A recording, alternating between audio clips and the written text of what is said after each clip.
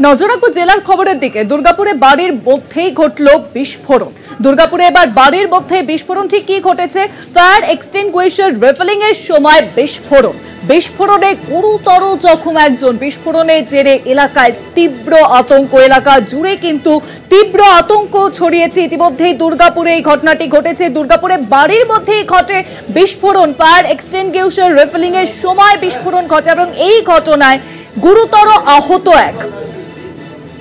আরো জানাবেন, ফোন লাইনের সঙ্গে রয়েছেন আমাদের প্রতিনিধি সঞ্জীব। সঞ্জীব, তা ঠিক কিভাবে এই ঘটনাটি ঘটলো এবং আহত যে ব্যক্তি তিনি এখন কেমন আছেন? শুভঙ্গী, এই যে ঘটনাটা ঘটেছে দুর্গাপুরের সিটি সেন্টারের যে আবাসন এলাকা আর কি, প্রথম তো এই আবাসন এলাকায় এই ফায়ার ফাইটিং এর যে এই রিফিলিং এর যে ঘটনা, এটা এইরকম আবাসন এলাকায় পারমিশন ছিল কি করে, সেটা প্রথম প্রশ্ন আছে। যিনি আহত হয়েছেন তিনি দুর্গাপুরের বেসরকারি হাসপাতালে ভর্তি করা হয়েছে। তার অবস্থা এখনো পর্যন্ত আশঙ্কাজনকই রয়েছে। মূলত যে ফায়ার ফাইটিং যে সমস্ত ছোট ছোট মেশিনগুলো হয়, সেগুলো দিয়ে রিফিলিং এর কাজ হচ্ছিল, নাইট্রোজেন ভরা হচ্ছিল। এই নাইট্রোজেন ভরার সময় একটা ফায়ার ফাইটিং রিফিল সেটা ব্লাস্ট করে যায়। ব্লাস্ট করে কর্মী আহত হন, তাকে ভর্তি করা হয়েছে। এখানে প্রায় 5 জন কর্মী কাজ করেন। এটা একটি বেসরকারি সংস্থা।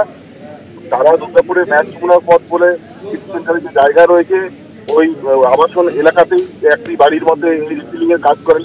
তারা বলছেন যে তাদের কাছে লাইসেন্স রয়েছে, মানে নগর নিগমের লাইসেন্স রয়েছে, তাদের কাছে ফায়ারের পারমিশন রয়েছে। কিন্তু কথাবার্তায় আমাদের খুব অসঙ্গতি ধরা পড়ছে। কারণ যেখানে জনবহুল এলাকা, সেখানে বাড়ির মধ্যে বাড়ির মালিক কিভাবে এইরকম নাইট্রোজেন ভরা হয়, যে ফায়ার ফাইটিং সমস্ত সিস্টেম গুলো আছে, সেগুলো পারমিশন কি করে দেওয়া হয়। তো এই নিয়ে এলাকার মানুষের মধ্যে উত্তেজনা চরমে। তার কারণ হচ্ছে যখনই ব্লাস্টিংটা হয়, পাশাপাশি বাড়ির জানলার কাজ ভেঙে যায়, প্রচন্ড বিকট শব্দের আওয়াজ হয় এবং বড় বড় অক্সিজেনের সিলিন্ডার থাকে।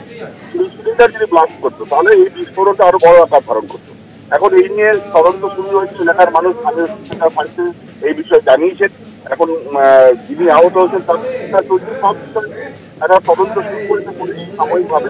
তবে এলাকার মানুষ এই নিয়ে কিন্তু অভিযোগ করবেন বলে জানিয়েছেন। ধন্যবাদ সঞ্জীব। ফোন লাইনের সঙ্গে ছিলেন আমাদের প্রতিনিধি সঞ্জীব সই।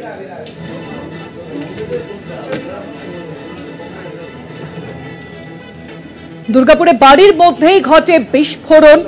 ফায়ার এক্সটিংগুইশার রিফিলিং এর সময় ঘটে বিস্ফোরণ।